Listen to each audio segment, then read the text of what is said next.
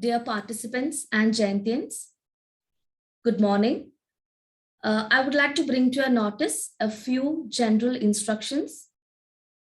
Keep your microphone mute when you are not speaking. Also, enable the videos if only required. Don't get distracted by your mobile phones. Be active and make the sessions interactive. Participants can post the questions through the chat box during the question answer session. And last but not the least, students, please maintain the Jayanthian decorum.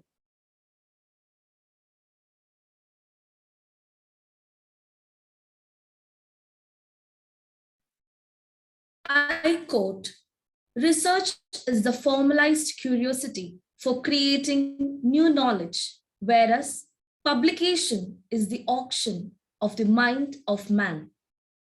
A very warm good morning to one and all present here.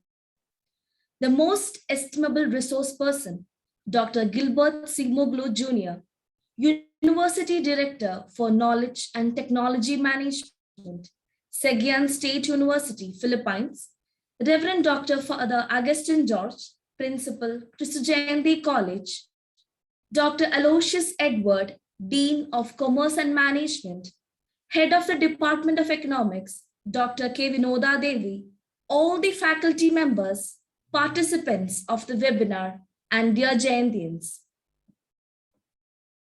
Writing a research paper is a science and an art. Publication of our work is equally significant in order to be of utility to the academicians and scholars. It is a long journey where the researchers read, think, scribble, write, edit, and repeat. Choice of a journal will encompass numerous aspects like scientific rigor, journal reputation, and indexing status. We have come together today in this virtual erudite platform for a special lecture to develop an outlook on the effective routes to get articles published in Scopus and Web of Science Indexed Journals, organized by the Department of Economics, Christo Jayanti College. Prayer is the raising of one's mind and heart to God. I invite the department choir for the invocation.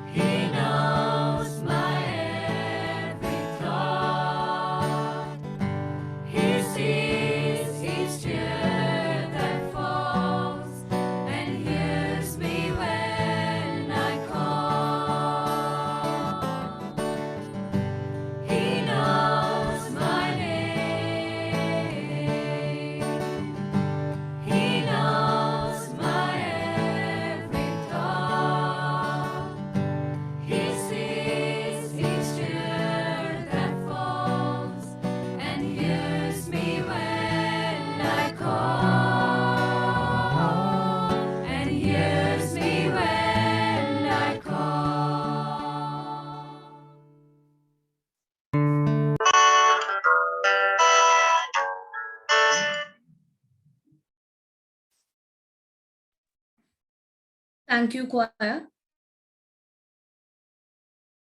A wearer of smiles and a bearer of kindly disposition needs no introduction,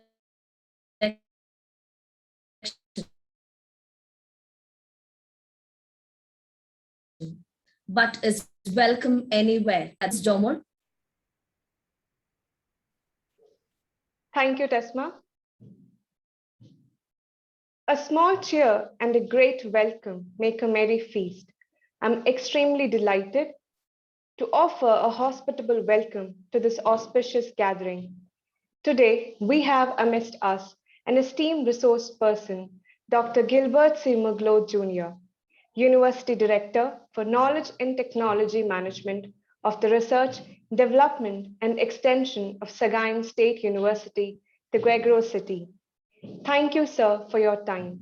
It's indeed my privilege to welcome you on the behalf of Department of Economics, Christo Jayanti College. I also take this opportunity to welcome Dr. K. Vinoda Devi, Head, Department of Economics. She has been the driving force of our department. It's my privilege and honor to welcome you, ma'am. I also extend a cheerful welcome to the faculty members of the Department of Economics. Welcome, teachers. Last but not the least, I welcome the participants and all the Jayantians who came forward to be part of this webinar. Once again, I welcome you all. Now, it's time to present before this august gathering our chief guest of the day. It is indeed an honor for me to introduce the most esteemed resource person, Dr. Gilbert C. Mugloth Jr. Sir is presently the designated University Director for Knowledge and Technology Management of the Research, Development and Extension of Sagaing State University since 2018, and concurrently the Campus Research Coordinator of Sagaing State University at Lassam. Dr. Mugloth obtained his PhD in Educational Management at a very young age of 23 in 2013. He has published 29 research articles indexed in Scopus, Clarivet Analytics, and Asian Citation Indexed Journals. Dr. Mugloth has presented researches in various international, national, and regional research conferences and symposia, and was awarded Best Research Presenter and Best Research Paper Awardee.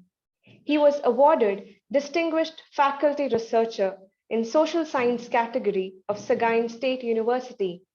He presently serves as editor and reviewer of various SSCI Web of Science Index and Scopus Elsevier journals such as International Journal of Learning, Teaching and Educational Research, Journal of Technology and Science Education, etc.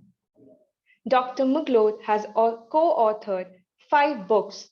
Few among them are Research Methodology, Quantitative and Qualitative, a practical guide for researchers from gap identification to publication, and How to Conduct Action Research in Education. He is an associate member of the National Research Council of the Philippines under Division 1 and was conferred as a Fellow of the Royal Institute of Educators, Singapore. It's an absolute privilege to hear from you, sir. I once again welcome you and invite you for your talk. Over to you, sir.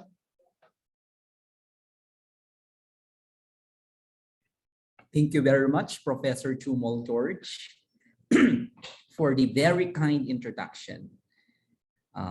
It's my pleasure to meet the Indian scholars of Christo Jayanti University, Christo Jayanti College, and hoping that we can have a sharing of knowledge, what we call the academic cross-pollination across borders.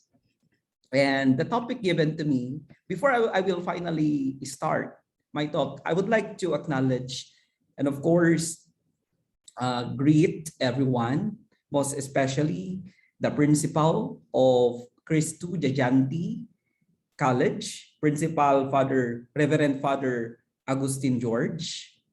The Philippines is a Christian is a Christian country, and we share the same faith with Christianity. I would like also to acknowledge the Dean of the Department of Economics, Dr. Aloysius Edward, the head of the department, Dr. Vinoda Devi. The Cristo Jayanti College has more than 8,000 students studying in the college, and it is one of the leading colleges in India, and soon to be a university, a world-renowned university.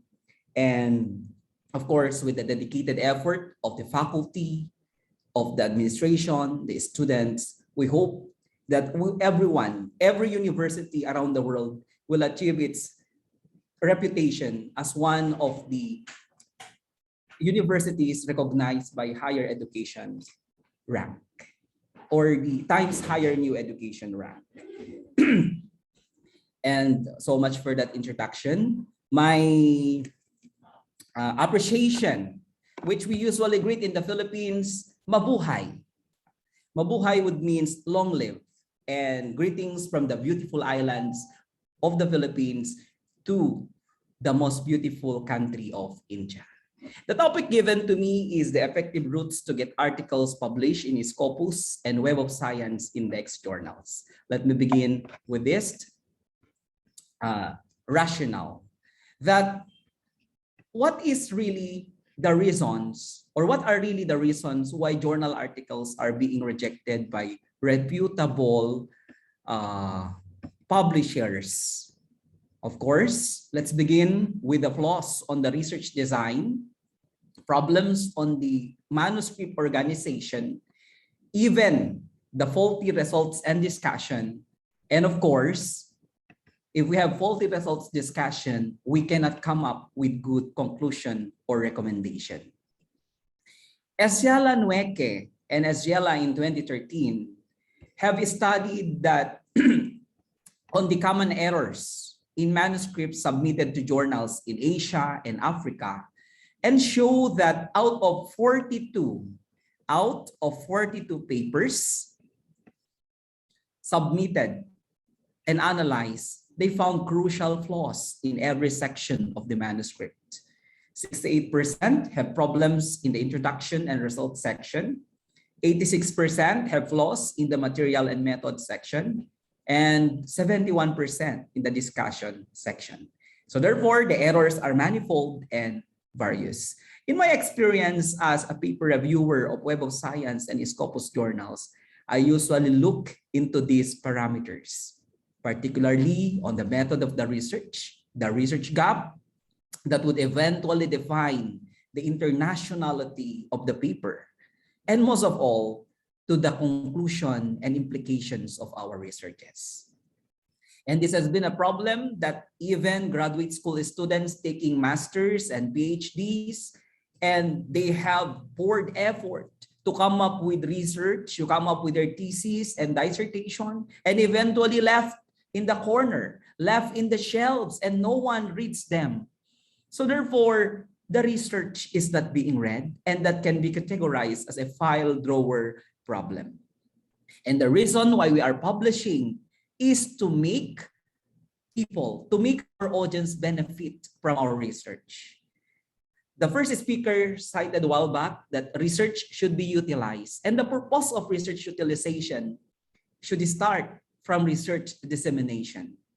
And that is one of the most important cycle of a research.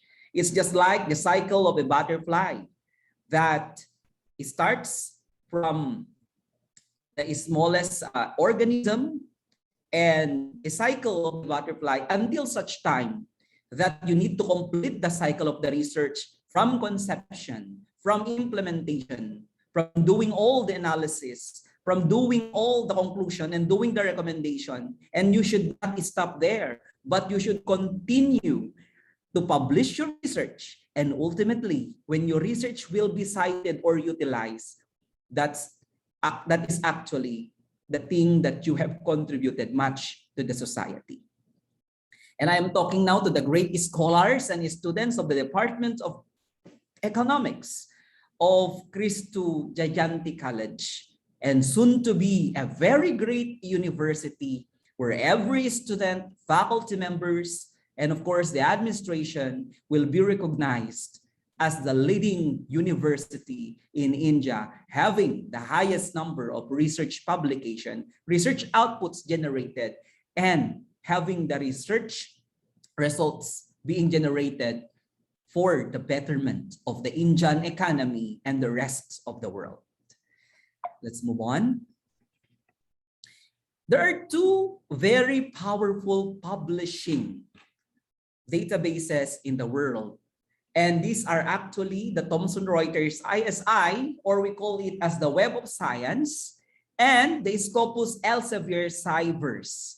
These are the most powerful databases, indexing databases in the world, that when you have publication in these two major databases in the world, they can be recognized by the QS World University Ranking, times Higher Education World University Ranking. And that defines the internationality, the global picture of our university to be compared with the rest of the world. And why these two databases are important?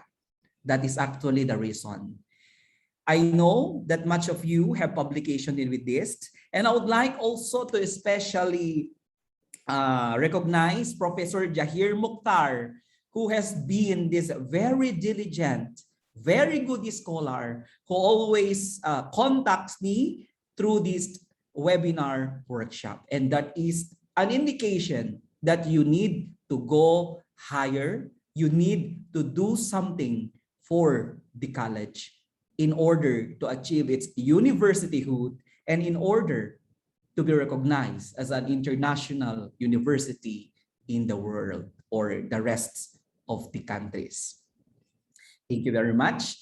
So let's proceed with this. That this is not a new concept to you, but just a review that we have to check if the journal is Elsevier Scopus. That's very easy. You just go to www.scopus.com.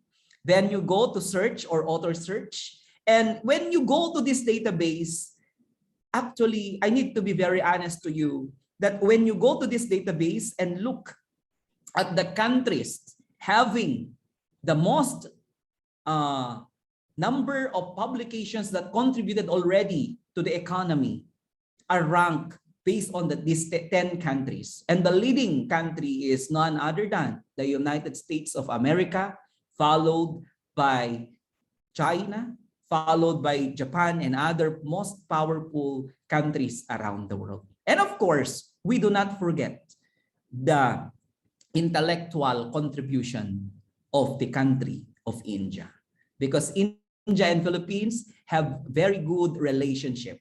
We have so many Indian friends in our place and of course in our university.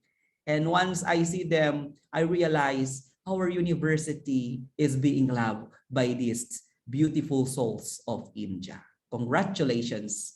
And with that, I'd like to emphasize that this sharing is a sharing of our knowledge, cross-border sharing, so that we can also develop our best practices. And together, our university, the Cagayan State University, will establish a stronger collaboration with your college, the Cristo Jayanti College of India.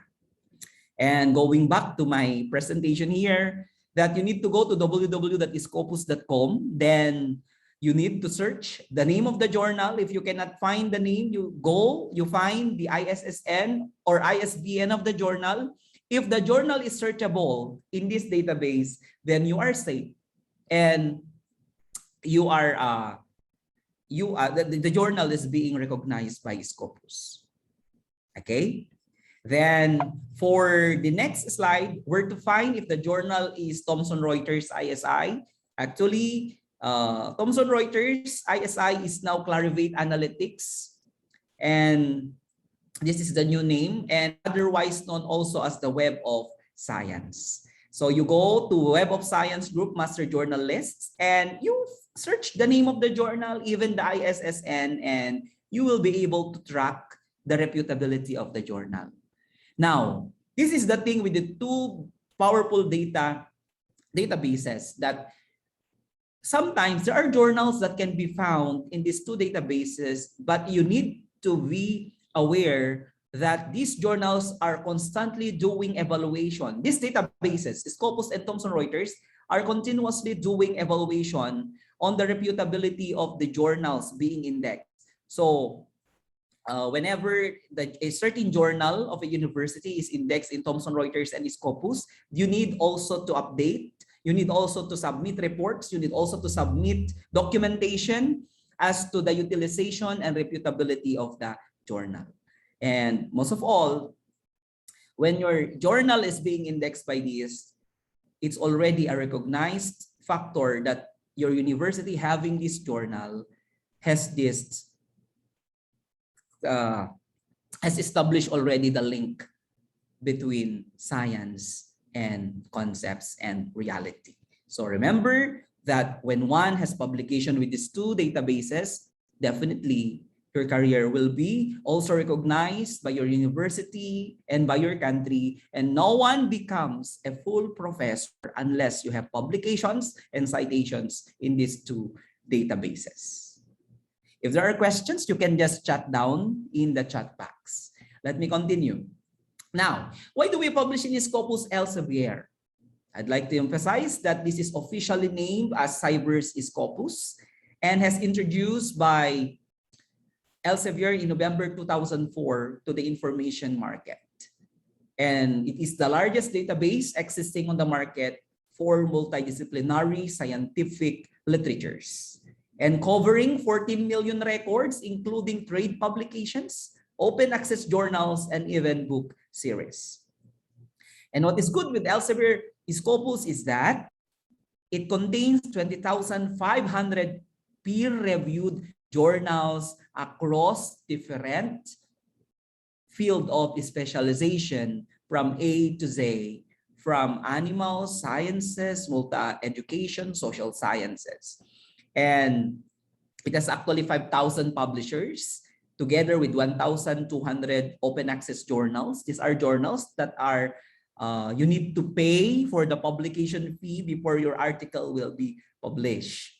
So we call them as open access journals. And of course, 600 trade publications, 500 conference proceedings, and 360 book series from all areas of science. And why Thomson Reuters ISI or Clarivate Analytics? It is known as the Web of Science and formerly as Thomson Reuters Institute of Scientific Information. Web of Science includes 10,000 journals and comprises of 7 different citations. Since Web of Science is the oldest citation database, it has a strong coverage with citation data and bibliographic data, which goes back to 1900. ISI stands for Institute for Scientific Information, now owned by Clarivate Analytics. Moving on. So where do we publish? Whether Escopus or Thomson Reuters. WOS and Scopus are powerful databases, and they provide different searching and browsing options. Now, whether you would like to publish in Scopus, whether you would like to publish in Thomson Reuters, it doesn't matter, because we have the saying, it doesn't matter whether the cat is black or white. What is important, it can catch mice. I hope you can understand that quotation. So it doesn't matter, but there is a thing here that there are actually journals that are actually indexed in both databases. What's good with this is you have already published your article in this journal indexed in Scopus, as well as already indexed by Clarivate Analytics. And that gives you a name because we have so many journals. We have 1,000 journals having this kind of characteristics. So, but of course, let's go back to the policy of your university, to the policy of your Ministry of Higher Education, because they have guidelines on which or in what kind or quality of journals you will be publishing. Because I heard in India, they have ABCD indexing. They have also the the other one. I cannot recall the other one. We have the another powerful indexing, because different countries have also different preferences in indexing, but of course, when we talk of publication, definitely it should always be Scopus and as well as Web of Science. And of course, I am hoping that after this course, after this talk, all faculty members of the Department of Economics of Cristo Jajante College, as well as the listening Filipino professors and instructors here will achieve higher ranking in their professional rank to become professors or full professors. Because in our country, in the Philippines, we put high regard to professors because they have much salary to get, and they are really wonderful because they have externally funded projects. They are involved with the different agencies in the government or even in international associations, and they get funding, and they are really having this high regard because they are one of the drivers for knowledge generation. And I commend those. Hopefully that after this talk, we hope that all professors or instructors of Cristo Jajante will become full professors. And let's move on. So what makes them ISI and Scopus? Definitely, it's not easy to publish in these journals because they observe a strict referencing or refereeing process. Because your papers will be blind reviewed by experts. It depends upon your topic, or it depends upon the variables of your study. If that professor who is internationally known will be allowed or will be selected to review your paper, definitely you will not know who will review your paper. And from 2 to 4 referees, you should be proud when your paper is being reviewed by experts. That meaning to say, wow, you already contributed much because your paper already reached the desk of great experts and professors in the field. Referees are from the highest levels of publishers. And definitely, for ISI and Scopus, this is the general rule there, that 50% acceptance rate. Not all papers being submitted to them are being accepted. But don't fear rejection. I myself had experienced rejection, and that eventually taught me, that eventually made me better and allowed me to learn from experts, to learn from their great comments and suggestions to improve the paper. Once your paper is submitted and you received the notice to revise, do not be sad. You should be very happy because your paper has already passed the scrutiny of the managing editor, already passed the scrutiny of the scope of the journal, and it already passed through one cycle of revision from experts. Be thankful with that and be proud. And the highest level of Scopus and ISI journals typically define the most original and important contributions in the field. And that's why whenever I review articles, I usually look at the research gap. It's not enough for a paper to be published if it only explains the problem that is happening in your own locality. There is what we call papers should be published because they have research gap. They have literature already reviewed that can already justify that there is a dearth of information to that topic.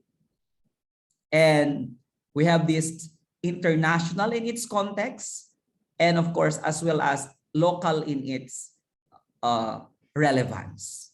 So make your paper, establish its research gap first so that it will pass through the scrutiny of a strict refereeing process. I myself, when I do reviews of papers submitted to me or given to me by the different Web of Science and Scopus journals, I usually look first at the research gap.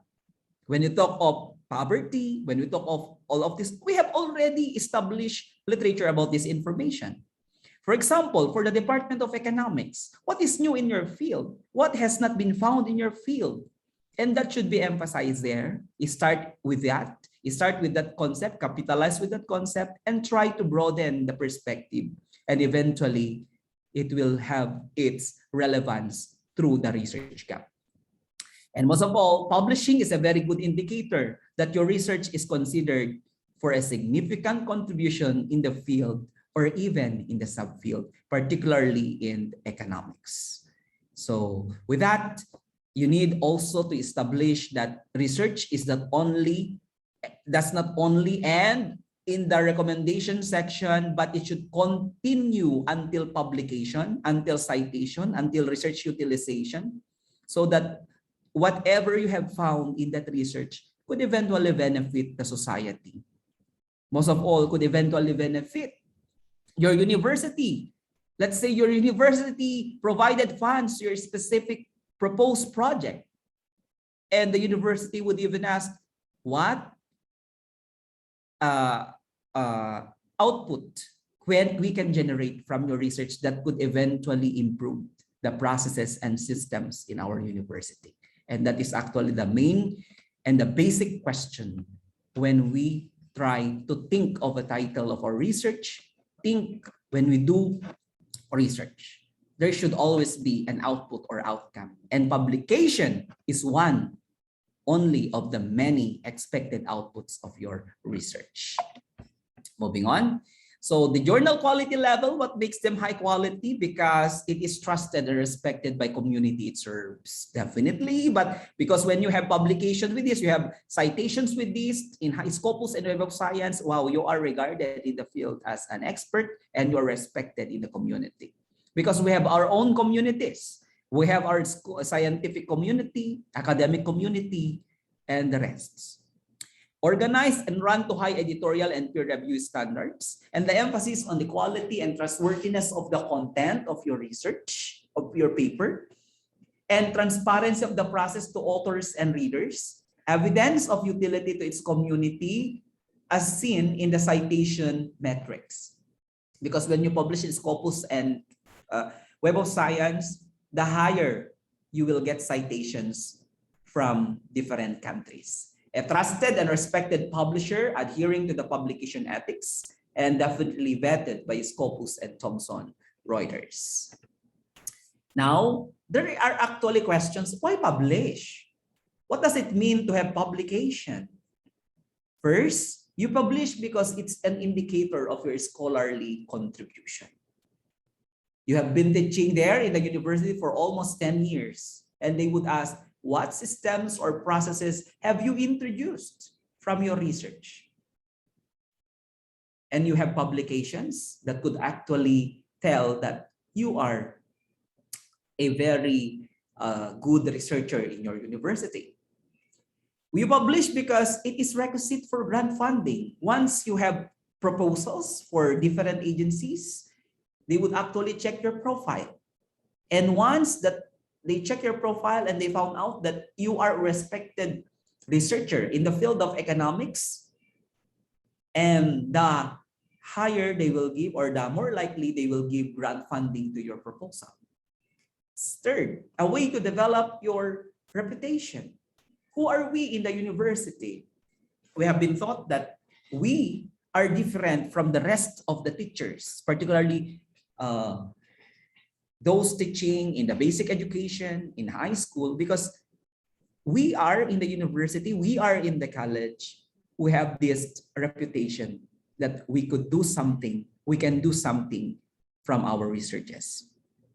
It's also our scientific obligation and career progression, because we cannot be promoted to higher levels such as associate professor or full professor if we do not have publication, or if our names are not searchable in the Scopus database. So our goal here today is put all names of our faculty members, students of Cristo Jayanti College of India in Scopus database. And that could eventually tell that this college has already established a scientific reputation. And of course, what to publish are actually the questions. We publish new and original results or methods of our researches. That's why it's very important that students from graduate school, particularly those taking masters and doctorate, and when they are finished with their dissertation or thesis, it's good enough that it should be published because these are the new findings. There are also results that we call them original results. These are already the results generated from your researches, or even the methods you can use or you use in a certain study is publishable if you are capable to do a methodological review of your research methods. It doesn't only in this chapter that we do a review of related literature, but in all aspects of the papers should also have literature review. And that could eventually generate more publications. And expected that a certain PhD student should have to publish 3 articles from the thesis. First, the result generated from the thesis. Second, the method used in the thesis. And third, the systematic review or the literature review of the research. And that is actually 3 publications in one thesis or dissertation. Do it. Of course, we review the summaries of a particular subject. We do methodological, systematic review, analysis, and everything. In other universities in Europe and even in Malaysia, a student will not graduate unless he or she has to publish the results of her study. And a certain student should not or cannot proceed to data gathering of data unless the student can publish literature review of that topic. And that is actually a way to make a scientific and inquiring mind telling that before you do a research in a particular subject, in all aspects, you should be very knowledgeable of it, right? And of course, manuscripts that advance the knowledge and understanding in a certain field. The world is an open classroom. The world is full of doubts, full of false information, fake news. So from our research, what can we do with it? What can we do to advance the knowledge? What can we do to advance understanding in our field of specialization? Moving on. So what not to publish are definitely reports of no scientific interest. For example, researches that already very common. So nothing can be found about it because it's already well studied. It's already obvious that this is actually the results of the study by many authors and already conducted a worldwide perspective of that topic or that problem of inquiry. Why publish more? Because it's already common and it may no longer have scientific interest. Second, out-of-date work. It's good that you should only publish fresh results from your data. 5 years is good, but 10 years to 20 years data gathered from your survey may no longer be accepted or applicable unless you are doing historical research. Okay, duplications are previously published. Sometimes it has been a problem that many authors already publish, then repack it again, then publish another. So the thing there might be unethical practice. See to it that when you publish, you should be able to justify, provide myth, provide a good discussion and understanding to the particular variables. And of course, the incorrect or unacceptable conclusions. Because when we do research and we have this unacceptable conclusion, definitely we will generate recommendations from our conclusions. And when it's unacceptable, who will benefit from this research? Will you do wrong recommendations? Instead of making our communities improve their way of living, you did a very wrong recommendation from your wrong conclusion that could actually make them poorer instead of improving your way of life, improving your status of living, particularly those economics researchers here. What can we do? So see to it that when we talk of research, it is a scientific process. You go back to the science of the processes we do. Okay? So these are actually the thing here. I will not make this long. Being published means it's permanent. Your paper is available for the rest of your life unless Google or internet will be destroyed. So your name will appear in Google, where your name will appear in many databases of the internet. Your paper is being improved because it passed through the rigors of doing revisions given by editors, reviewers, and even proofreaders. Your paper is actively promoted because it becomes available to a far greater audience. Go to Google Scholar and put the name of Dr. Dr. Jahir there and search, and I will find many articles published by Dr. Jahir. That is actually an indication that your paper is being read by not only the Indian audience, but being read by the rest of the world, coming from the different continents of the world. And that makes a good or a very good international researcher. And this is a good tip. You cannot become an international researcher if you have not been cited by authors from different countries of the world. You can only become a local researcher when you tell to your students, oh, my dear students, you cite my researches. And all your researches are all your citations will only come from India. So that is actually becoming a local researcher. But your paper, if your paper is being cited by Americans, British, Europeans, Africans, and other nationalities, you will become an international researcher. And of course, your writing is trustworthy because it carries the quality assurance of the journal, worthy of publication. Okay? So now, types of articles being published, that's according to Wiley Publishing House in 2014.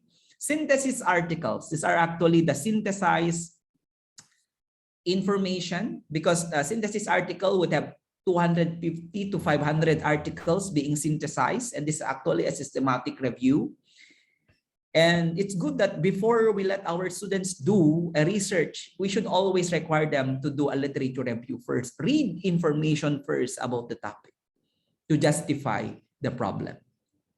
For example, if your problem is on water crisis, right? You go to Google Scholar, go to different big libraries, big electronic databases, and look, what are the theories about water shortage or water crisis?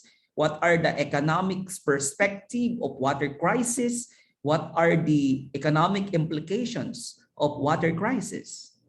And that could eventually give you an idea to develop your theories and your model to perform your research. Research articles are actually the results of your gathered data.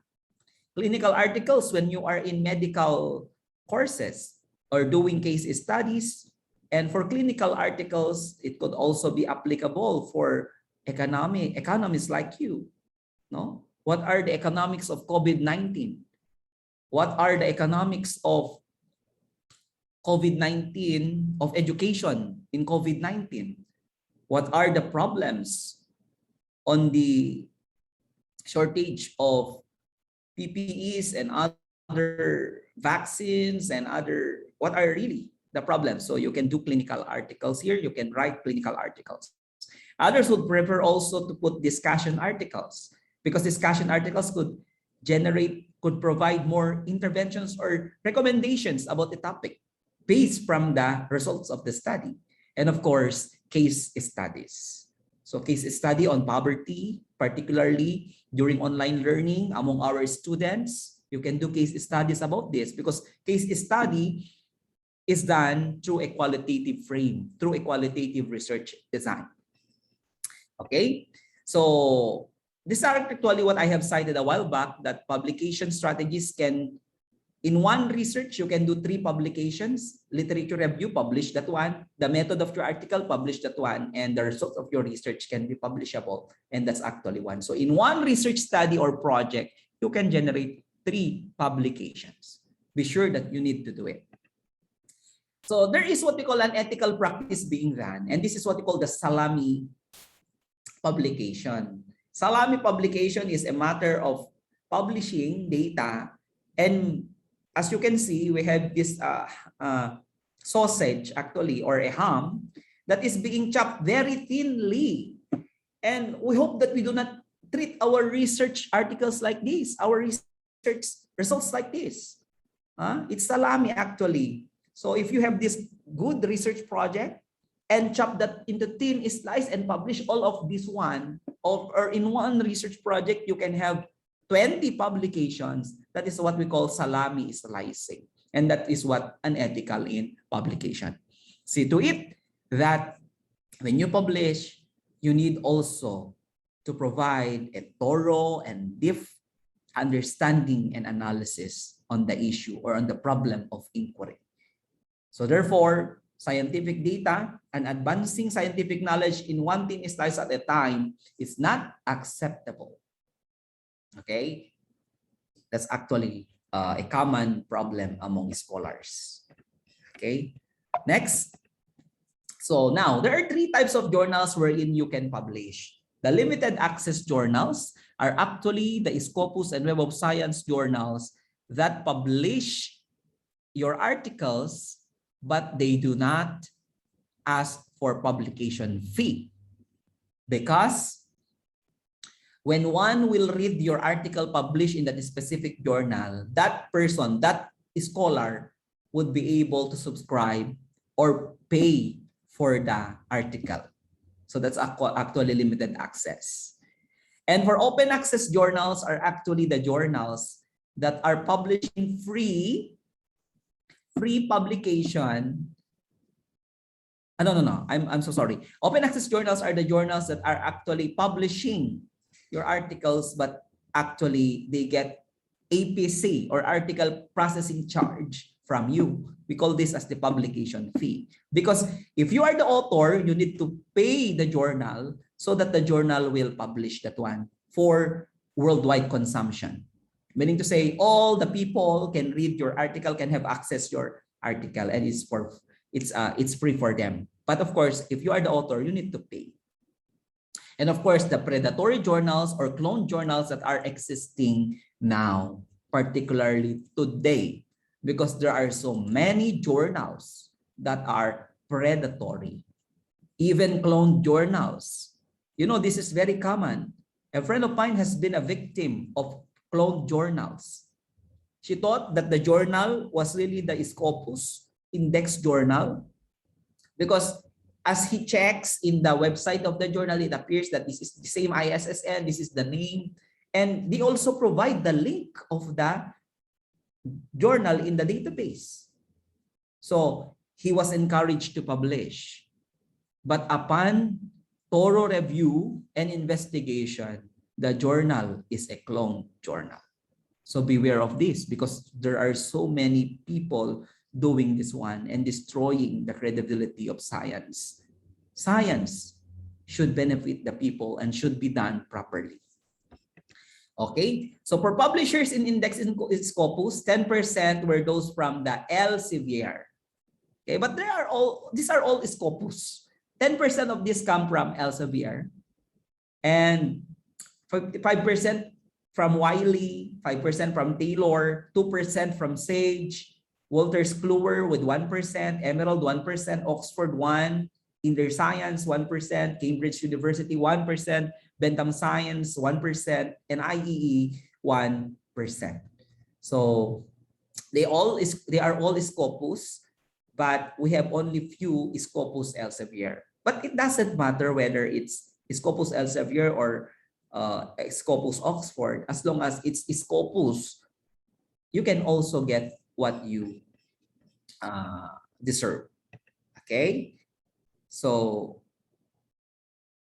now Professor Ranjit Singh asked this question: where to check for Web of Science if the article is indexed or not by Web of Science. I already provided this one. Go to www.mjl.com. MJL means Master Journal List for Clarivate Analytics. Okay? Sir, what if the research topic is something new and has no article in it? What can we add to our literature review? Wow, you must have been the pioneer of that research. And if there is no such literature about the topic, perhaps that is a unique knowledge and you can establish yourself as an expert of that field and do more, write more. But believe me, in all aspects, because many authors have come before us, many great authors have come before us, and they have already established theories, principles, laws, topics about this. There will be a very good literature for that. Believe me, there will always be a very good literature for that. It's not actually an exact topic about it, but it might be a related literature. Believe me. Okay, so proceed. So if I were the reviewer of your research, I look for the originality of the paper. Originality does not only speak of the plagiarism percentage of your paper, the similarity index, but it also speaks on the relevance of your research to the existing knowledge. When we do research on the economics of education, many have already publications on the impact of COVID to education as to its resources, implementation initiatives, and so on and so forth. But what is new with that? What is the originality of that concept that you are proposing? Perhaps new about the topic, or originality as to the utilization of the method. You combine 3 or 4 methods in your research, and that actually established triangulation, and you will generate better results. It could also be in your research methodology, because research is for science, science is for scientific process. We go back to the methodology of your research. Are the conclusions valid and objective? Your research methodology can be seen as a good research methodology when it can be replicated. And when it's being replicated, it will yield different or similar results that is actually valid and reliable. Okay, clarity and structure, quality of writing, definitely it's an advantage for those language professors or English language professors in your university. They can do good writing. But what we establishing right now is partnership and collaboration. Definitely, an economics professor may not be good in writing. So he or she may collaborate with language teachers.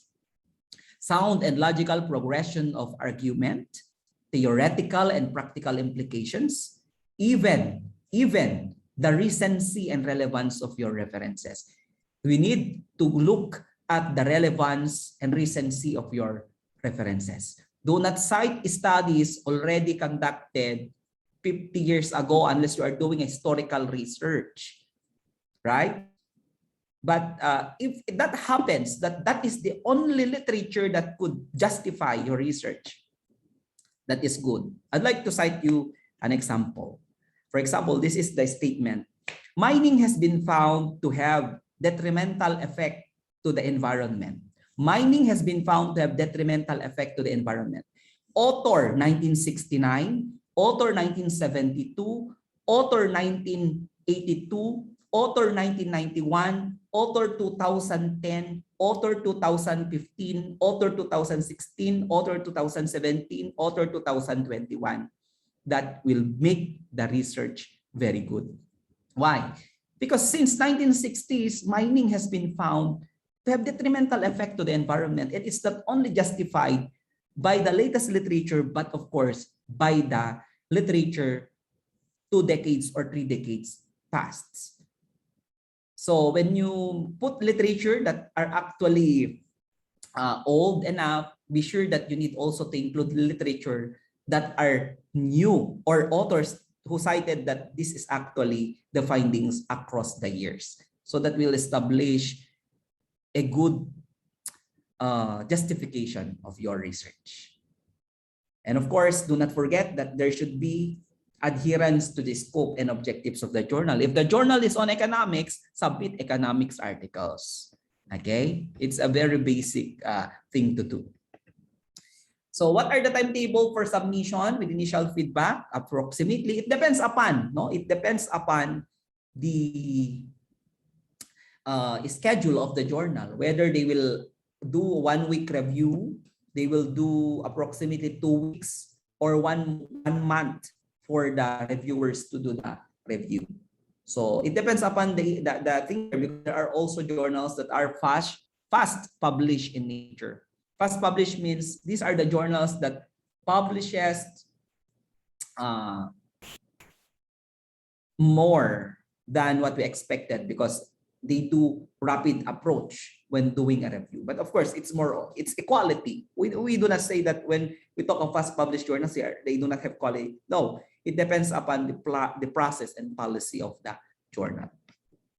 So very good. If you will receive revision in your papers later on, congratulations. Do not panic, because even the comments are sharp or discouraging, they are not personal, because you will not know who reviewed your paper. No, it's not actually intended to you as a researcher, but intended only for the paper for improvement. Okay, so the rigorous process of publication, for example, you submitted 100%, 48 will be okay, 28 will be revised, and 24 will be rejected. And from that okay percentage, we have the first review will go 66%, and from that revised, 10% may withdraw because of the comments given. Then until such time that from 100, it will become 29%. So it actually a process. But do not surrender. Just do your part as a researcher. Just revise it. If you think that the reviewer would actually give you really a very different reviews, then try to justify your claim. Try to, I am not saying that you need to argue, but you just stated that this might be the most effective method for my research seems because of the following reasons. So just state it in declarative form. Do not quarrel with them. Do not argue with them much. Just present what do you think is the most appropriate. Okay, so how to revise your paper? Definitely acknowledge them, provide clarity of understanding, consult with your colleagues, meet the revision deadline. Okay, so if your paper is rejected, ask why and listen carefully. Try again and don't give up. So going back to what makes a good manuscript, I already presented this one in the first slide, that there are many flaws across the IMRAD, across introduction, methods, research, and discussion. So what makes a good researcher is should be clear, useful, exciting, and has scientific message. Flaws in a logical manner that the reader can follow.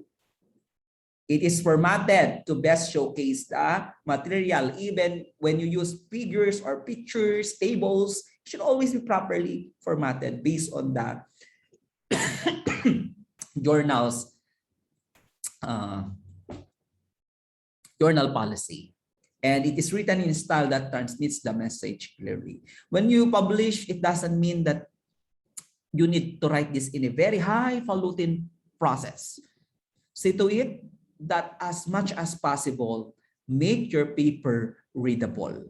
Because there are journals, before accepting a paper, they need to run this into a software called readability software.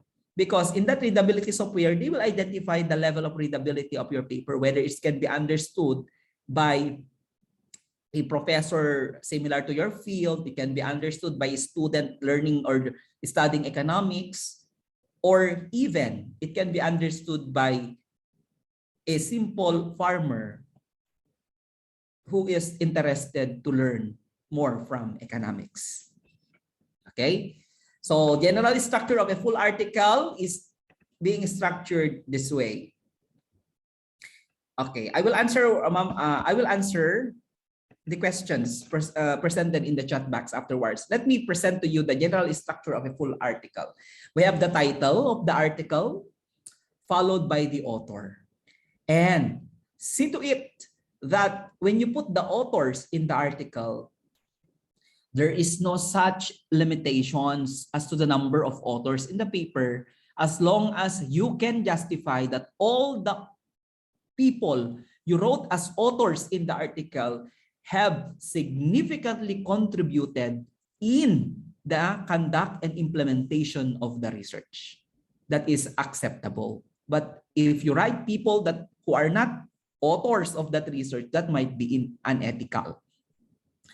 Particularly for research like sciences, particularly for research like the new thing here right now, researches on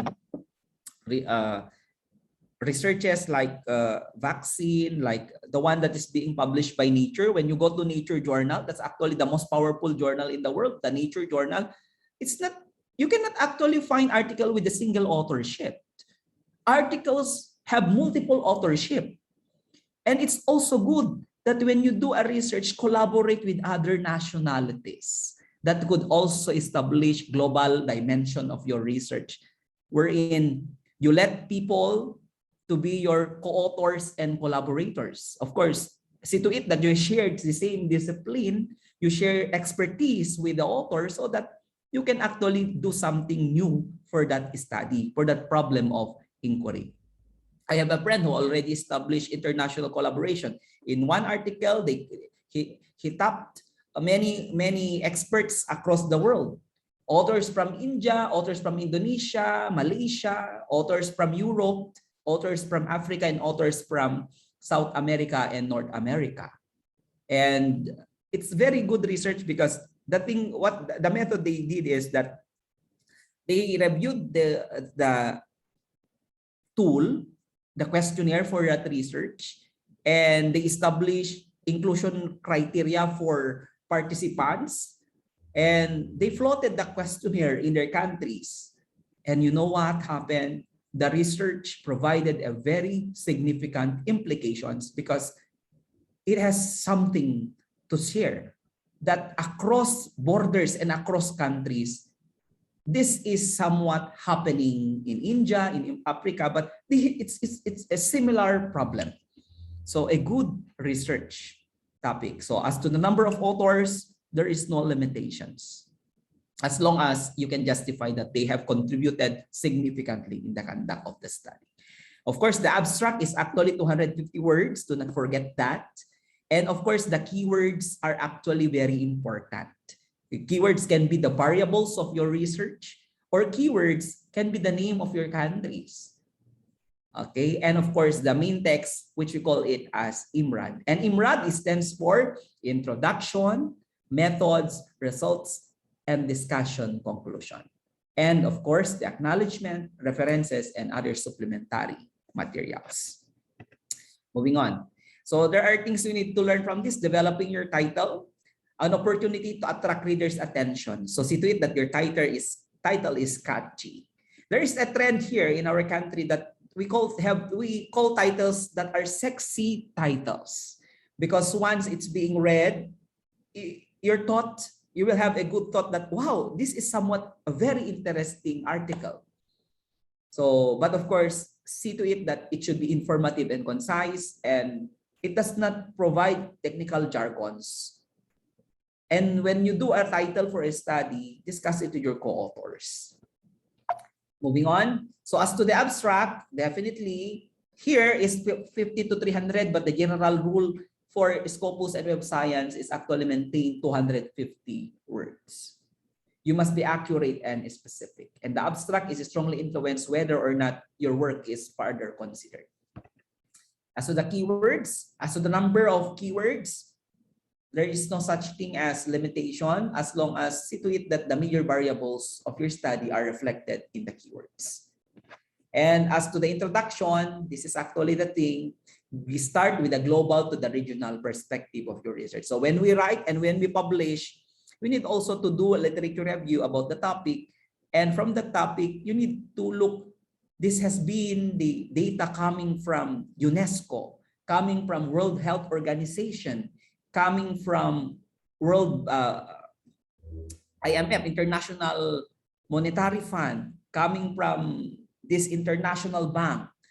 That is actually establishing a global perspective going to the regional, to your context, to your local context. Describe the problem. And from introduction, when we talk of research article publication, the introduction is already, what we can already see in the introduction are already the research gaps of the study. Because when we write article, we have limitations as to number of words. It can be 7,000 words or 5,000 words. Okay, so as the pitfalls of the introduction, too wordy, do not use mixed introduction, do not use excessive in expression. As to the method section, a good way for a starting researcher like you is also do a literature review of the method. For example, use cross-sectional survey method, qualitative method, phenomenological qualitative research design, and other forms of data. Joint display analysis, mixed methods research, provide a specific detail for your method. A knowledgeable reader should be able to reproduce the experiment. See to it that when you put in the methodology, they can perform the experiment in their own way based from your methodology written in the article. And that's what qualifies a very good method. And use references and supplementary materials, previously published procedures, or reviewers will criticize your incomplete or incorrect description. As to the results is based on the arrangement of your research objectives. Only representative results are seen there, and tell a clear and easy to understand story of your results. And it's also good that you need to compare the results or the findings in your research with other existing findings coming from previous authors. And of course, the appearance counts. Why? Because when we provide data or table in our article, it should also be seen as easy to read. Not really somewhat difficult to understand, even your graphs, even your tables, even your figures. So see to it that it will be clear. Particularly for you doing research in economics, definitely you will need graphs or tables about the profits, net income, about the representation of dollars to Indian denomination. See to it that it will be clearly read or understood by readers. And of course, your discussion says the results. And you need to compare the published results with yours. And it is the most important section of your article that you need to have a chance to sell your data to the people, to the scholars, to your comrades, to the people who have similar specialization to you. And it's a good way that many manuscripts are rejected because their discussion is weak. Weak discussion may not contribute to something new. See to it that when you write your discussion based from the objectives of the study, it should be very informative, as well as the implication is there and inferences are there. Okay? Then this one, do not ignore work in disagreement with yours. It's also good that in your discussion, you confront people, you confront authors, and convince the reader that you are correct or better. So meaning to say, a good way is comparing the results of your study to the previous study results. And other pitfalls that you should be aware of is statements that go beyond what the results can support. Telling that your paper is something new, and yet there are already studies conducted that are about the topic. So these are actually the people who are doing hyperbole in research. Sudden introduction of new terms or ideas that has not been presented in the introduction. And speculations and possible interpretations are allowed, but this should be rooted in fact rather than the imagination. Check the organization, number, and quality of illustration, the logic, and even the justification. Revision of results and discussion is not just a paperwork. You may need to do further experiments, derivations, or simulations. Sometimes you cannot clarify your idea in words because some critical items have not been studied substantially. Okay? So as to your conclusion, hoping that you can package your paper later on very well. Tell how your work advances field from the present to the state knowledge, from the present state of knowledge. What clear conclusion? Because reviewers and readers will find difficult to judge the work and whether or not merits the publication in the journal. Do not repeat the abstract or just like list experimental results. Provide clear scientific justification for your work and indicate possible applications and extension. Should also suggest to future experiments or point out those that are underway. Okay, moving on. Acknowledgement is also good. Remember that when you publish your research, all people that have contributed to your research should be acknowledged. They can be your advisors, they can be your financial supporters, even your proofreaders, even your typists, or even the one who provided funds for you to get supplies. Okay, and references. This is one of the most important concern here, that references cite the main scientific publication is when your work is based, and avoid too many citations. See to it that all the references you cite in your paper should be relevant and adequate. Okay, now this is actually the global suggest potential reviewers, of course, when you submit your paper. And the global trends in research in publication. First, review of related literature is supposed to be in the introduction section. And this has been the problem.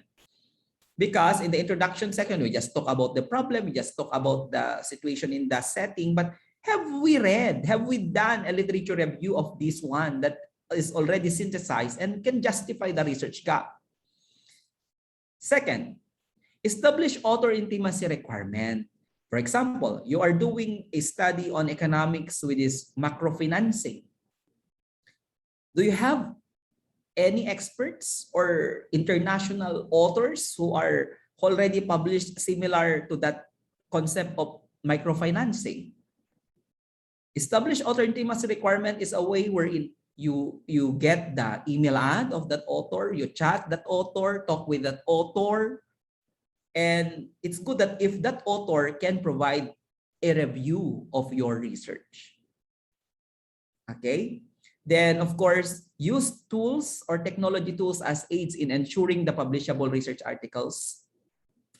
And see to it that we do not live alone, but we need also people.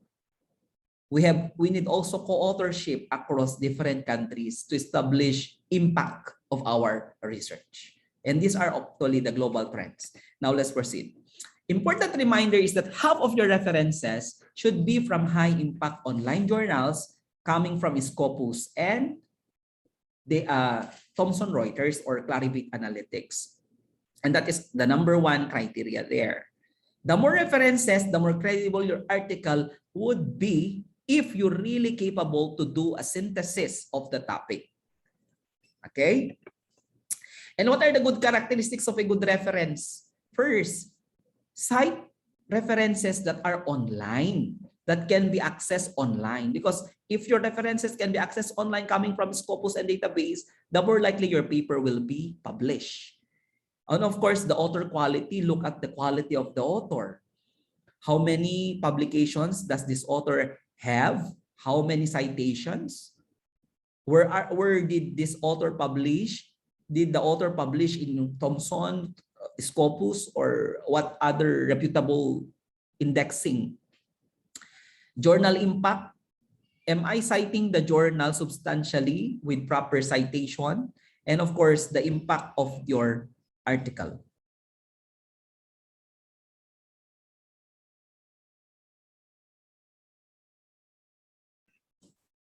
Okay, next. I would like to show you this database on the publish and perish database that is actually available in the internet. You just type publish or perish, and one way to see if the author is actually an internationally claimed author about that field. Okay, so this publish or perish database we call this as Harzing because it was developed by Anne Will Harzing, a professor of international management. And a good way to understand if the author is well published or not. So download this one for free. Harsing published or perished 5.23.16146. And you just type the name, the propal name of the author there, and eventually this database will provide you how many papers does this author publish about the topic. So as you can see, Anne Harsing has published 119 papers, and she has a citation years of 21 from 1995 to 2016. So from this is actually covering 21 years of being an expert in the field. And the publication years is 1997 to 2017. And she has an H index of 49. That's actually very high. G index of 105, high index of 40, and of course, thousands of citations. So download this one so that you can also have a better way to see if the authors you are citing are expert or have this credibility to review your paper. Okay, next. This is what I am talking about. Establish real author intimacy requirement. If an expert in India about flexible learning can be tapped to be a partner of an expert in the Philippines on flexible learning, that is a very good collaboration. Okay, what are the kinds of articles to be cited? The first thing you need to cite when you do a paper for publication should be review articles. Why review articles? Review articles, also known as synthesis paper, have actually synthesized 250 to 1,000 researches about the topic. And they can evenly provide you a very good research gap of your study. So see to it, allow your students, allow your teachers to do a review articles first before you write the introduction. That's what I have cited a while back. What are the, if I am doing a review articles and I would like to write a topic on mining, the economics of mining. What are the theories on the economics of mining? What are the studies already published about mining in India? What about the studies published about mining in Southeast Asia? Studies published about mining in Indonesia or in other continents of the world, until such time you can establish a good global perspective of your research. So it is global in perspective, but the application of your research is applicable in your local perspective. And that is the term we coined as glocal. Okay? As to the methodology articles, publish also the articles that look also to the articles that have used similar method you are using. Because how can you become an expert of your research if you just only follow the method being told by somebody, not even doing a review of the articles used? Because in reviewing the articles, you will have an idea what are the strengths and weaknesses of that research method, what are new with that research methods, what are the criteria and inclusion criteria for selecting participants using that method. And of course, research articles or the researchers that are presenting research findings are more likely to get citation. Okay? So literature review improves your understanding, builds your expertise in the field, demonstrate knowledge, and update the reader on the state of the art. Okay, what are the strategies for doing literature review? First, use Google Scholar and analyze rapidly all publications you found. Second, use keywords and make a literature review matrix. I will make it fast because I have appointment at 2:30. Please.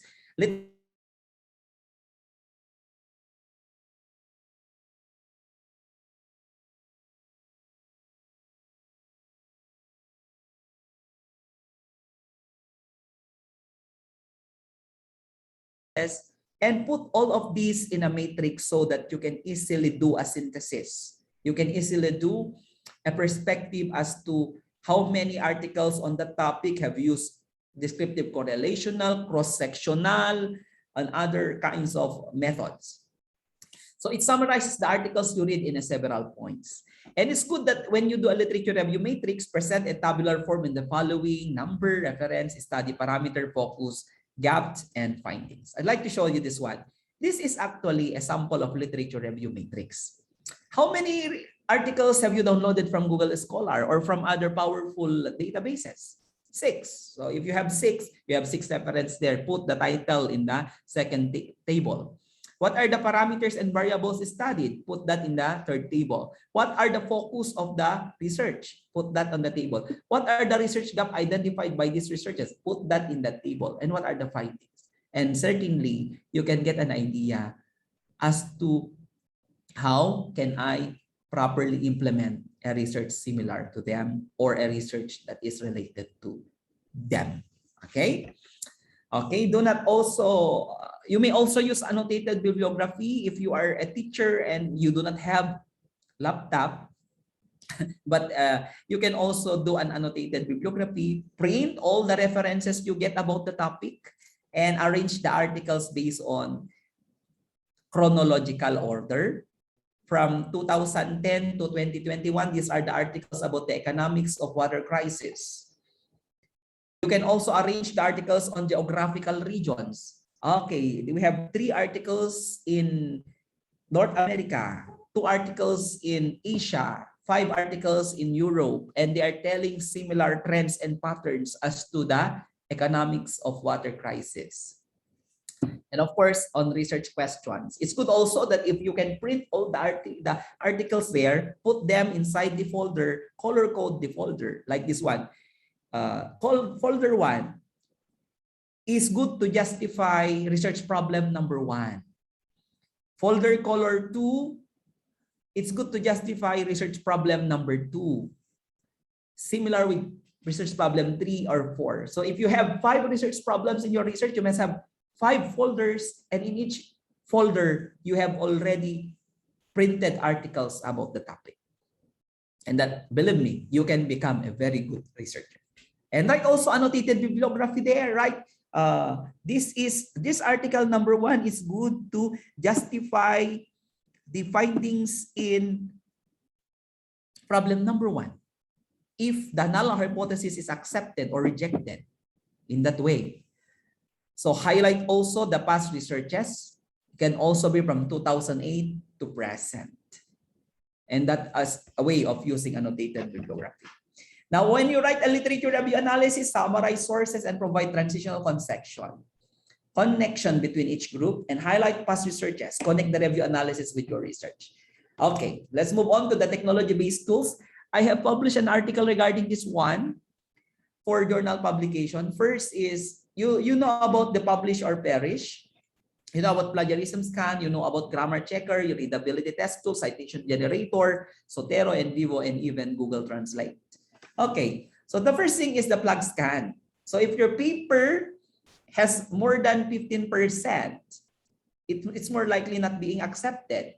But if your paper has a similarity index of 10%, below 10%, the higher your paper might be accepted. And because in your university, I think, hello, Professor Jahir. Professor Jahir, are you there? Yes, sir. Yes, sir. Okay. Do you have Turnitin in your university? Yes, sir. Yes, sir. Wow, that's actually very good. One way to enhance the research culture of your university. I hope you can also share me a slot for your Turnitin so that I can also personally use it. Sure, sir. Sure, sir. Thank you. Okay, next. You need also to have Grammarly. You have also Grammarly in your university, Professor Jahir? You have Grammarly checker? No, sir. No, sir. Okay, so anyway, if it's not free for, it's not available in your university, one can have subscription of this, or you can use the free version. Okay? Yes, sir. Yes, sir. Okay, other one is the Flash Index. This is actually a way to measure the readability of your research. You run your paper to this Flash Index software. Actually, you have free.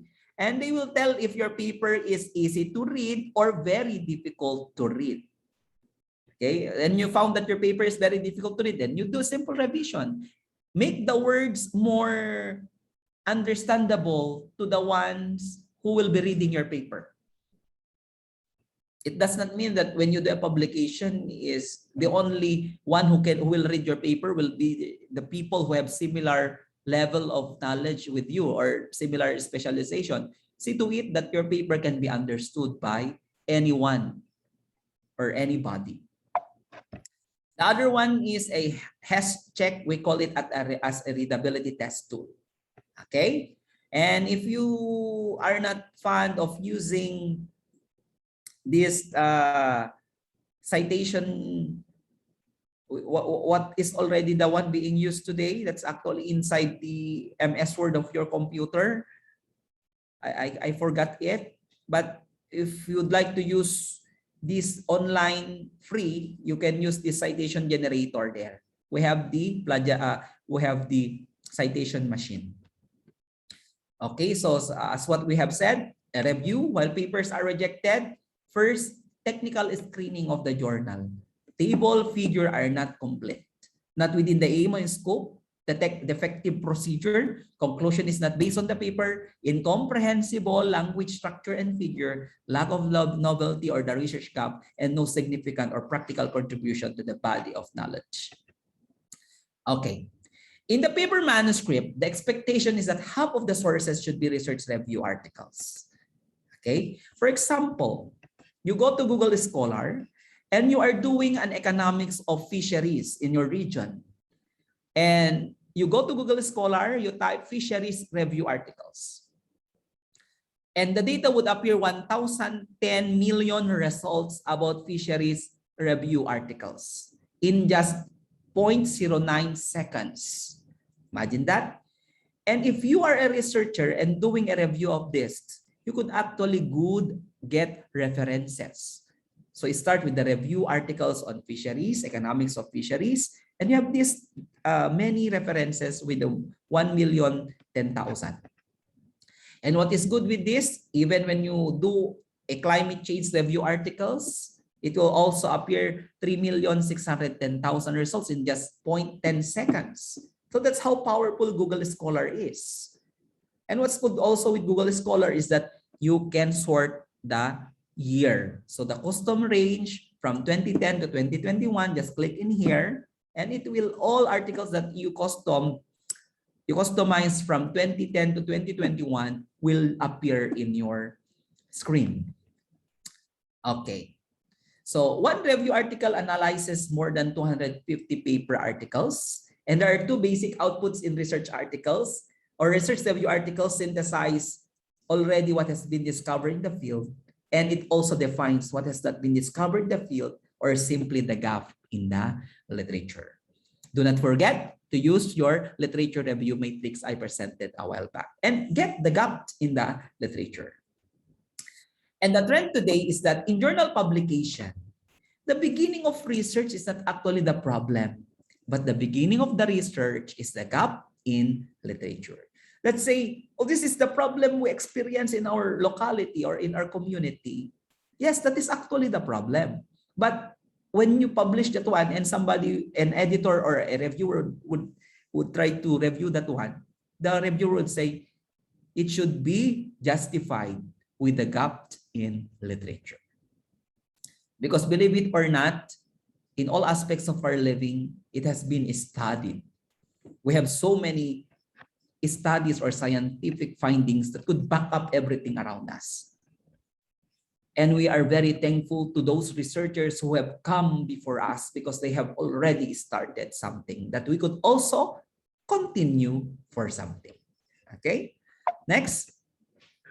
Again, it's also good that when you do a review matrix, you need also to put the dimensions of your research as to continental dimensions. So what are the studies about climate change in Europe? In Europe, there are around 3,310,000 results. Imagine that. How could you synthesize this? In Africa, in South America, and other countries. Okay. For the technology-based referencing tools for paper publication, this is actually the thing. The number of references from respected global journals increases the chance of paper acceptance for publication. That's why do not just get any reference coming from the printed books or anything. But see to it. No, I'm not saying that it's prohibited to get references from books, but see to it that these are really books that could really provide a very well justified research gap of your study. Okay.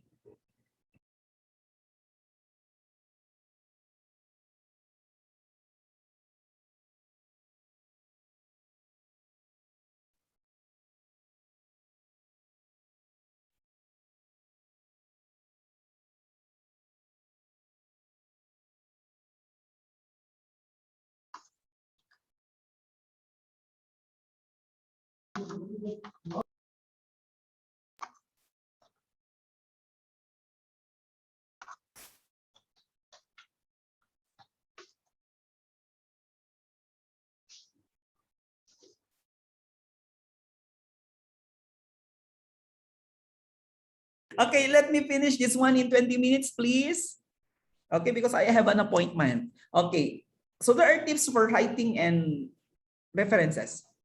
Take clear, accurate notes about where you found the specific ideas. Write down complete citation information and use quotation marks when directly stating another person's work, and always credit original works for the information and ideas. It is a bad practice that when somebody is copying and toto from one article to another and put the name of the author, that is actually a bad practice because that can be detected by a plagiarism scanner. See to it that when you rephrase that one and you get the idea from the author, rephrase that in your own word wherein you are confident to write that in a language, in your English language, then put the name of the author, that is better. And the plagiarism scan would not detect it. Okay.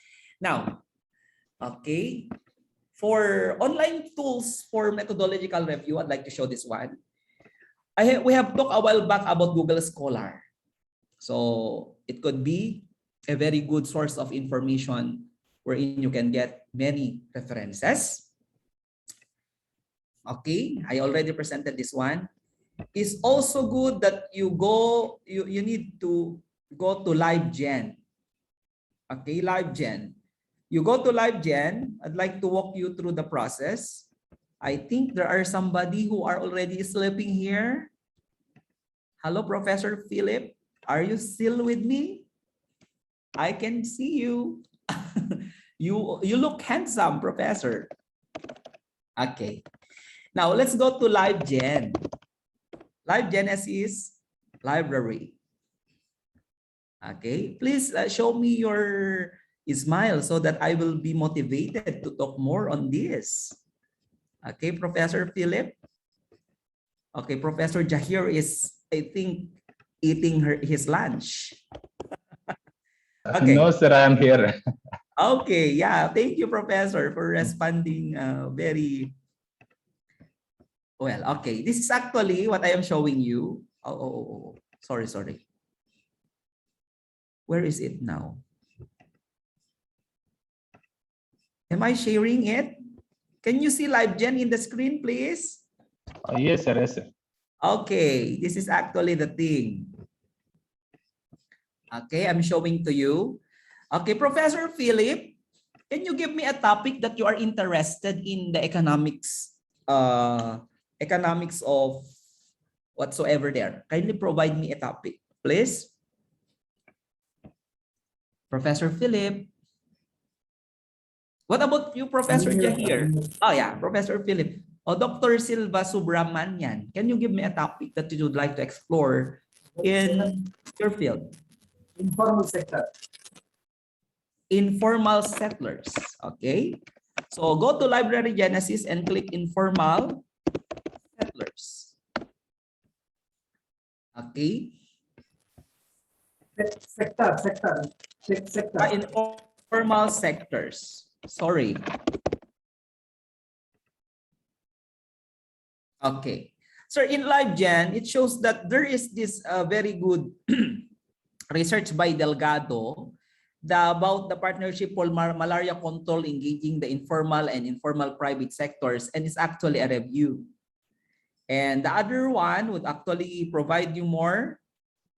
I'm so sorry, I wasn't able to you click that one,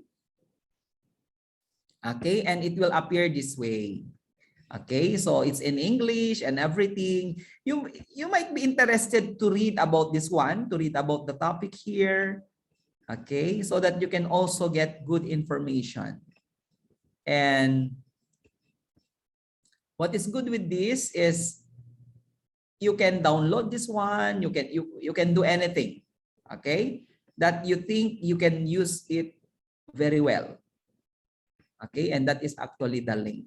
So, you know, LiveGen is just one of the many important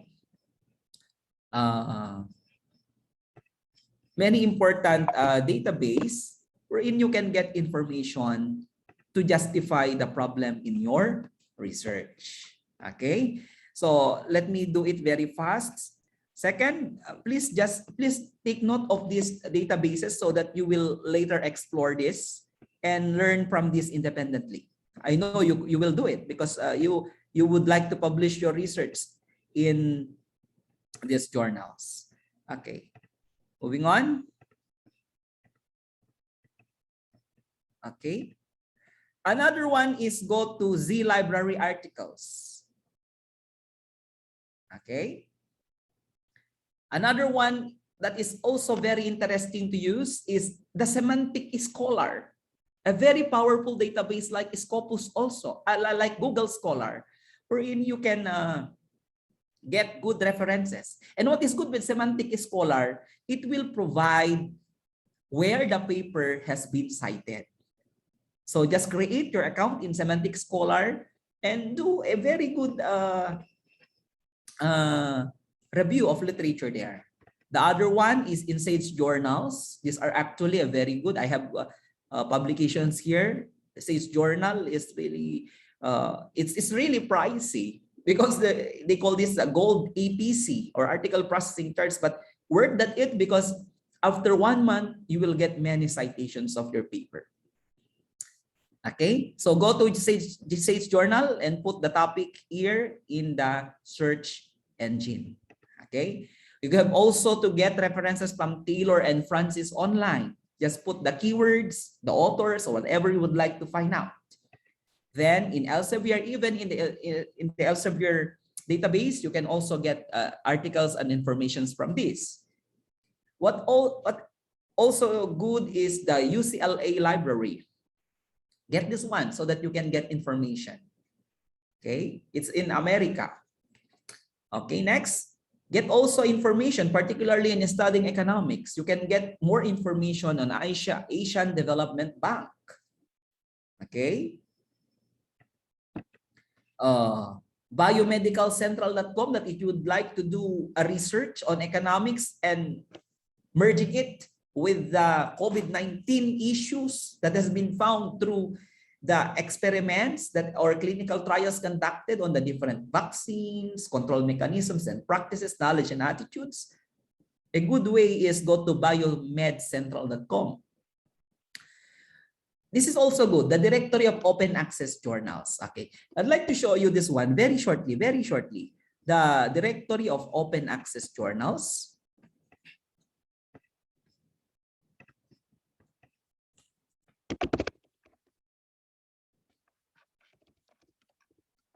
Open access journals. Okay, sorry. Do not put directory of open access journals, doj.com. Okay, so I am showing to you the directory of the open access journals here. Okay, can you see it? Okay, so click on the articles. Click on the title. You might be interested to look on the title. Okay, for example, can you give me a topic that you would like to study? Professor Jasprit Kaur, Dr. Jasprit, are you with me? Yes, I'm there. Okay, can you give me a topic that you would like to explore? Yes, sir. Economics of healthcare. Economics of Healthcare. Okay, let's try to look what are the studies titles that have that bears economics of healthcare, and click search. Okay, a professor, it shows that there are 4 studies titled about this economics of healthcare, relevance of health economics to Indian healthcare system, a perspective. But this was actually in 2015.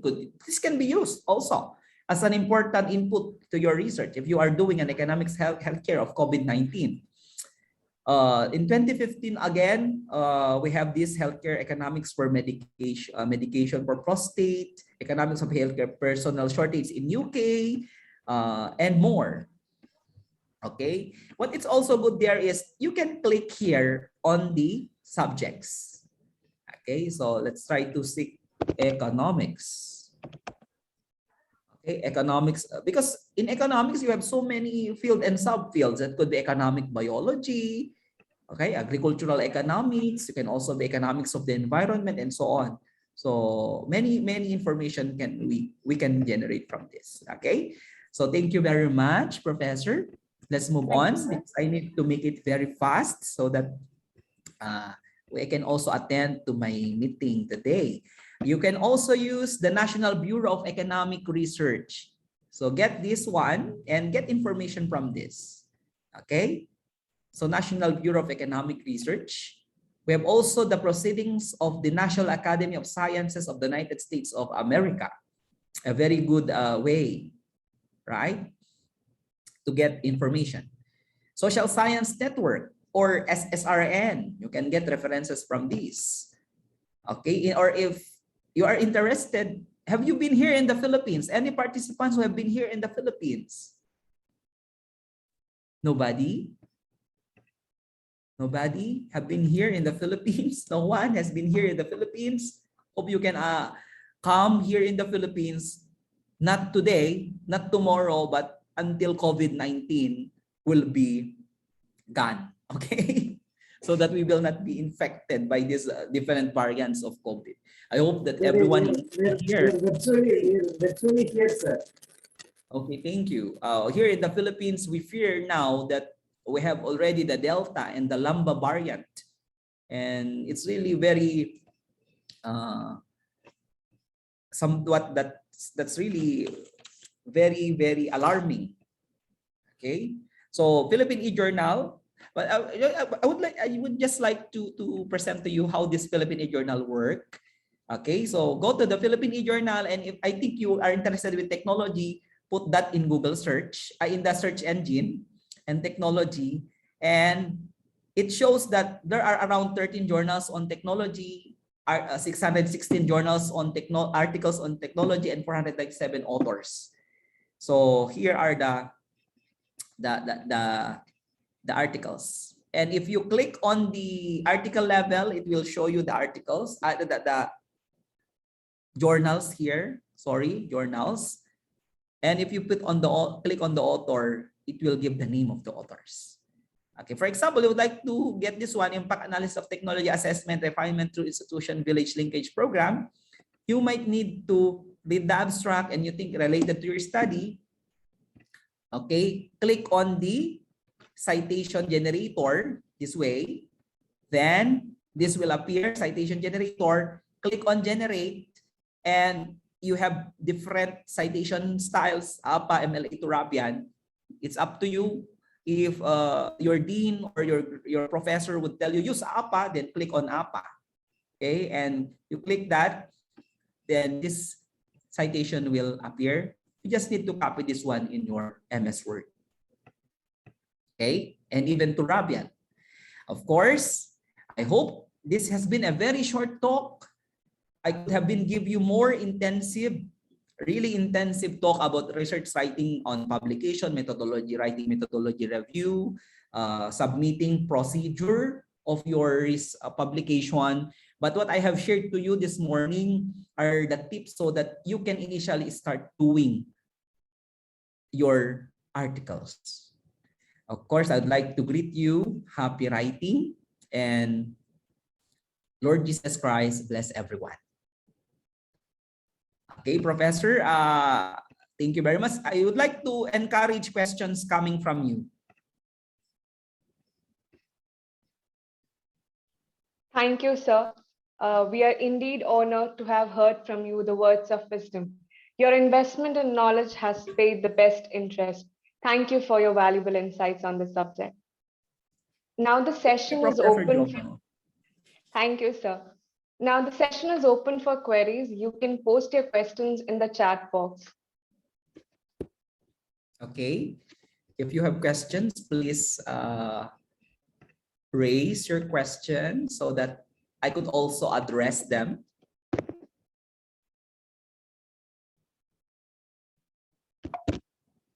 Anyone who would like to ask me a question? I hope this has been a very productive encounter with you and with me so that we could start good partnership. How I wish that next session that I will be invited to be your speaker, I will be talking more on citation because all of you have already published researches. All of you have already did your share for knowledge. There is a question in the chat Hello, box. Professor. There is a question in the chat box. Read out to Okay. you. There are questions here in the chat box. Professor Jumol, would you like to read the questions in the chat Yes. box? Yeah, Please. sure, sir, sure.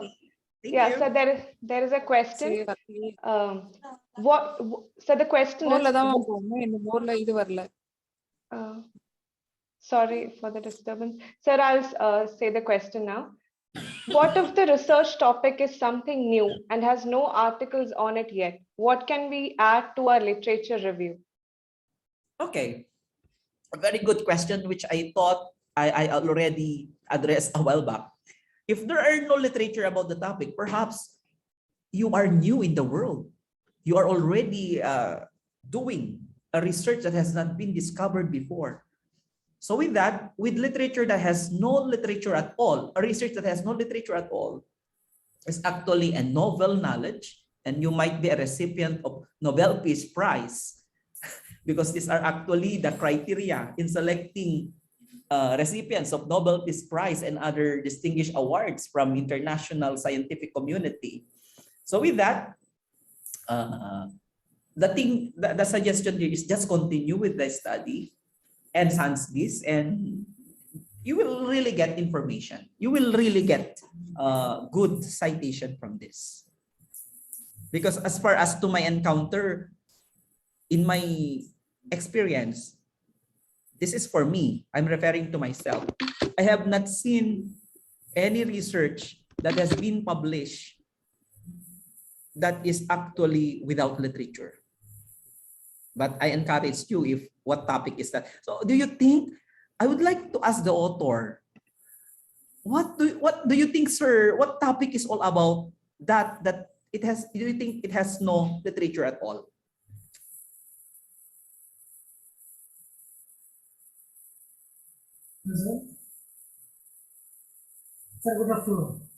Okay. What might be that topic that you think has no literature at all?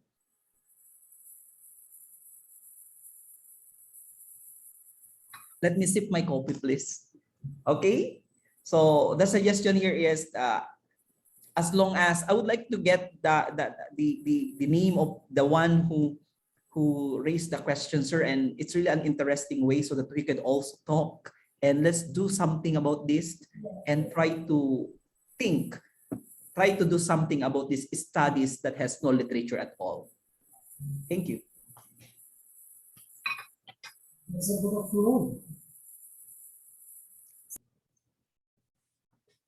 Okay, what else?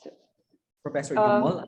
Participants, if you have any questions, please type in the chat box. It Yeah. might be difficult to hear. Can I ask a small question, please? Yes, Yeah, sure, Professor sir, Sankar. please. Hi, Dr. Gilbert. How are you? I'm fine, Professor Sankar. Good. Actually, I have a doubt. Actually, it's not a doubt. I want to take your opinion on this. Is this a myth in the recent times that if you write more of review papers, it is getting accepted very soon? What is your opinion on this? Instead of we go for the empirical study or we go for some of the research works, If you go for more review works, it will be accepted very soon. Is it what I feel is it's a myth or is something which is actually happening? Because when I start writing the review papers, the acceptance rate is very high compared to the normal papers. What is your opinion on this? Thank you very much. Well, Dr. Jayendira Sankar, congratulations for having written methodological review articles. It's in fact that many journals are really looking for these researches.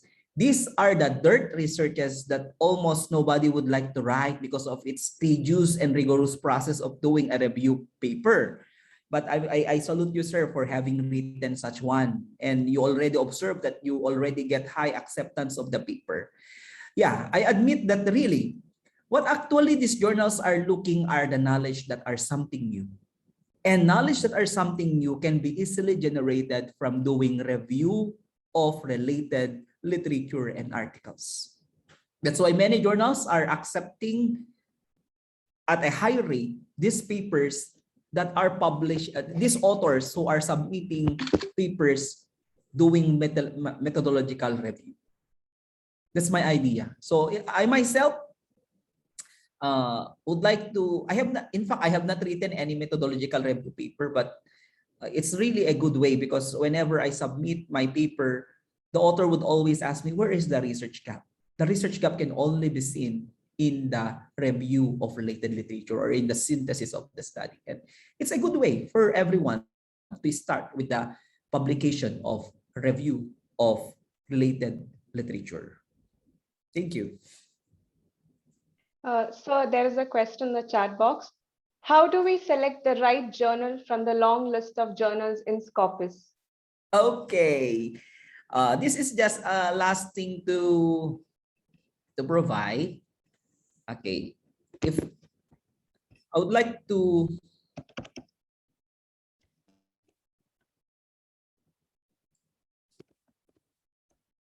www.mjl.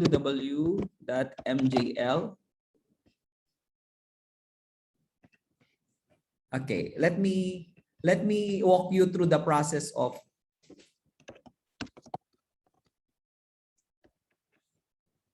this one. This can be a bonus lecture for everyone. This can be a bonus lecture for everyone. Can you see my slide, please? Okay, Okay, let me start with this. Okay, this is actually the database for Web of Science. Okay, can you see here the match manuscript? Can you see here the match manuscript? Yes. Okay. Yes, we have sir, the manuscript there. Sorry, this laptop is not really does not log in into this database, but you can do this one. You click on the match manuscript, and in that match manuscript, it will appear a dialog box wherein you can put the abstract of your research. And when you put all the abstract, you click search, all journals related to your paper will appear as the journals indexed in Web of Science. Okay, same as also with Wiley, same as also with other powerful databases. Look for the article match manuscript so that you will not get tired of searching articles over and over again. Okay, what else? Any other questions? So there's one more question. 60% of the journals from the category other. Can you suggest some names of such journals under the other category? 60%. So in the graph that you showed, there's a pie chart. In that pie chart, 60% of journals. Yeah. Actually, I just summarized the graph. I got it from an article. But actually, these 60% are actually provided with the names, but I cannot tell you names, please. I don't want to be crucified like what people would say, because believe me, if you speak the truth, you will be crucified. Jesus Christ himself was crucified because he spreads the good news and the truth. Okay, so you can do a search of that article. So there is one more question. Yeah. This person, Bhavya N, she is working on a reverse logistics of computer hardware, but all my literature is conceptual study and not scientific. How can I review my research and do conceptual papers have importance in publication? That is the We question. have journals that are accepting discussion paper and concept paper. In fact, journals have these editorial notes. Editorial notes wherein authors are being encouraged to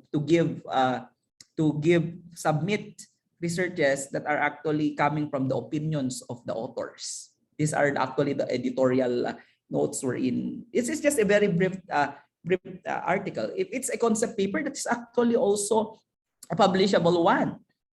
Perhaps you might be dealing with the problems in the communities on poverty. What are your advices to the Indian government so that they could easily combat this COVID-19 in your area? It's actually a concept paper. There are really journals. Just try to submit that one. But of course, remember, your paper should be concise. Your paper should have been also backed up with scientific data so that it will be regarded really as a policy paper or a policy brief paper. Okay, so are there any questions so that we can also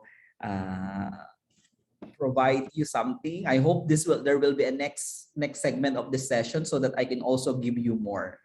Okay. Professor Jumo, take it away. Yeah, sir. Since you time limit is there, so we'll end the question session here. Thank you so much, sir, for your time and for answering all these questions.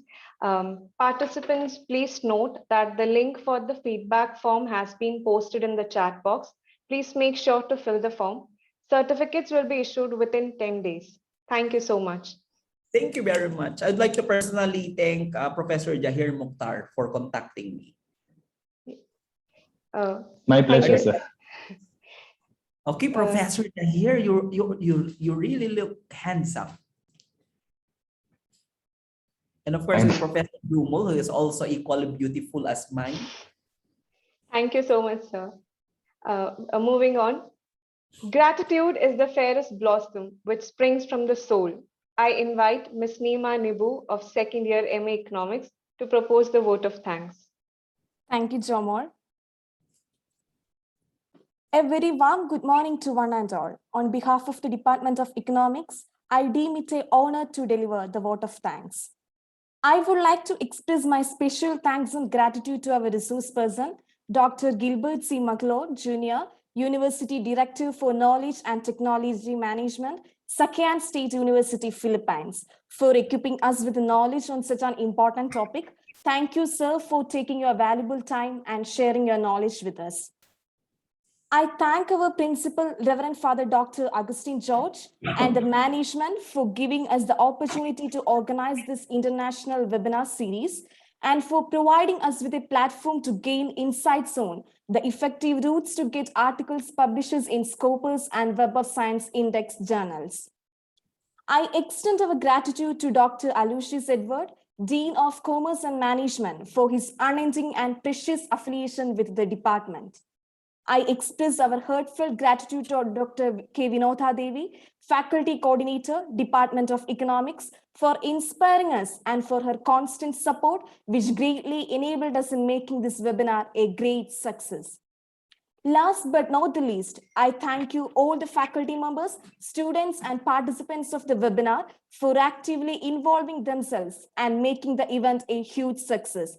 Thank you, dear teachers and students. Once again, I thank you all. I remind. Thank you, Neema. The session has now come to a close. The host can now end the meeting. Thank you all once again. Thank you, sir.